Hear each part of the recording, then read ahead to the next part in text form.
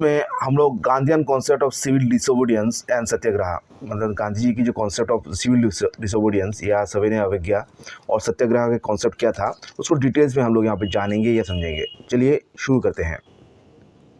Gandhi is considered to be the leading theorist in the history of civil disobedience movement. अभी देखिए, जितना भी आपका सविनय अवज्ञा का जितना भी इतिहास में देखा जाए, जितना भी मूवमेंट हुई है, उसमें गांधी जी को लीडिंग थ्योरिस्ट माना जाता है, मतलब सबसे अग्रणी श्रेणी का एक थ्योरिस्ट माना जाता है सिविल डिसोबीडियंस का।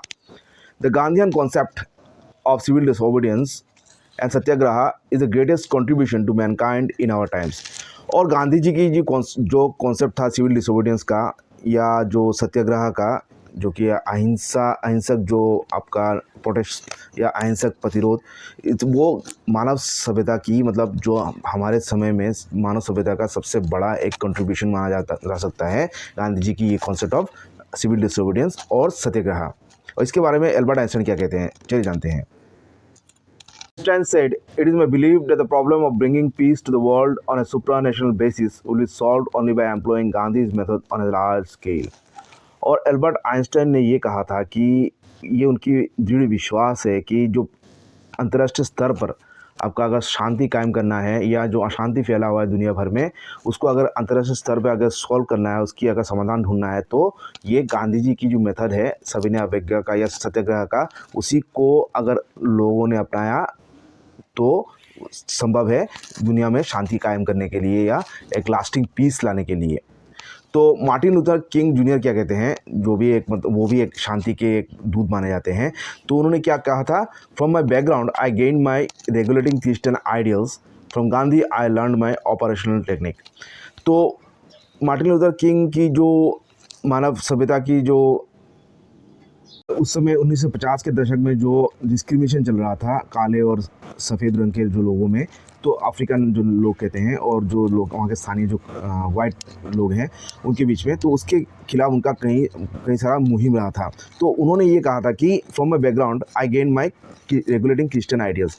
उनकी जो भी आपका जो रेगुलेट नियंत्रण करने वाला, उनका स्व नियंत्रण करने वाला जो भी उनका आइडियाज़ था, वो आपका उनकी धर्म से आई थी, जो क्रिश्चियनिटी थी।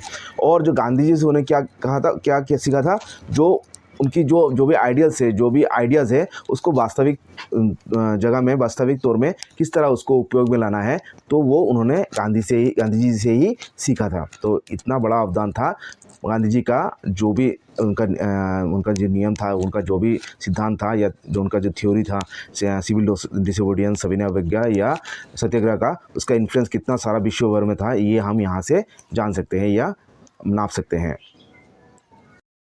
Gandhi called his concept of civil disobedience as doctrine of सत्याग्रह और truth force। और गांधी जी का हिसाब से जो उनकी कॉन्सेप्ट ऑफ सिविल डिसोबीडियंस था, सविनय अवज्ञा, या उनका जो डॉक्ट्रिन ऑफ का जो सिद्धांत था सत्याग्रह का, मतलब सिविल, मतलब उनका सविनय अवज्ञा का जो कॉन्सेप्ट था उनका, वो आपका सत्याग्रह से मिला जुला एक कॉन्सेप्ट था, और या सत्य की शक्ति की उन्होंने उसका मीनिंग कहा था कि जो सिविल डिसोबीडियंस है वो सत्य की शक्ति कहा जा सकता है। For him the adjective civil in the phrase civil disobedience refer to peaceful, courteous and civilise resistance. और जो सिविल जो ये शब्द है आपका, ये सिविल डिसोबीडियंस में, इसका अर्थ है गांधी जी के हिसाब से ये शांतिपूर्ण, सौहार्दपूर्ण और एक सिविलाइज्ड रेजिस्टेंस, मतलब आपका एक सभ्यतापूर्ण एक रेजिस्टेंस, कोई भी विरोध, उसको आप अगर उसमें शांति हो, उसमें सौहार्द हो और एक एक सभ्यता से अगर, मतलब बिना कोई उग्र भाव से अगर कोई रेजिस्टेंस किया जाए, तो उसको सिविल डिसोबीडियंस या सिविल का उनका ये अर्थ हो जाएगा, उनका सिविल डिसोबीडियंस का। To him, the concept of passive resistance is inadequate to grasp the full implication of the concept of सत्याग्रह।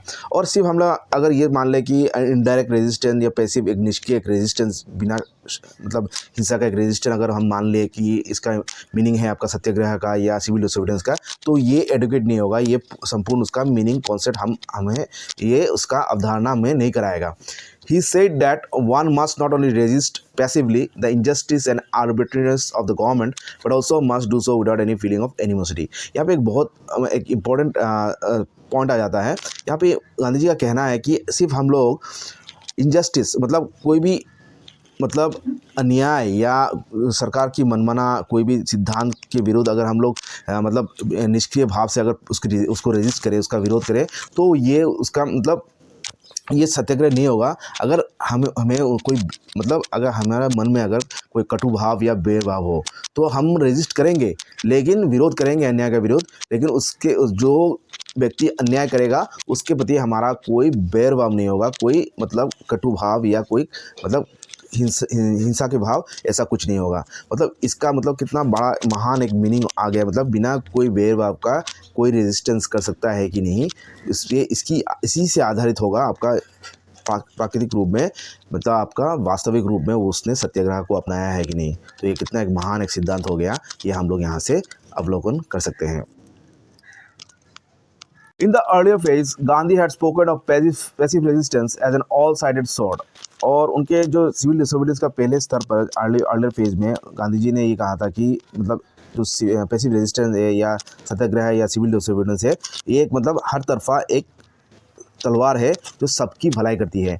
से he said it blesses him who uses it and him against हुम it is use. जो इस civil disobedience को या सत्याग्रह को अपनाएगा, यह उसकी भी लाभ कराएगा, और जिसके अगेंस्ट में उसको यूज़ करा जाएगा उसका भी परिवर्तन करेगा, उसका भी लाभ करेगा इन मतलब लॉन्ग टर्म में। तो मतलब सिविल डिसोबीडियंस सबकी भलाई के लिए होती है।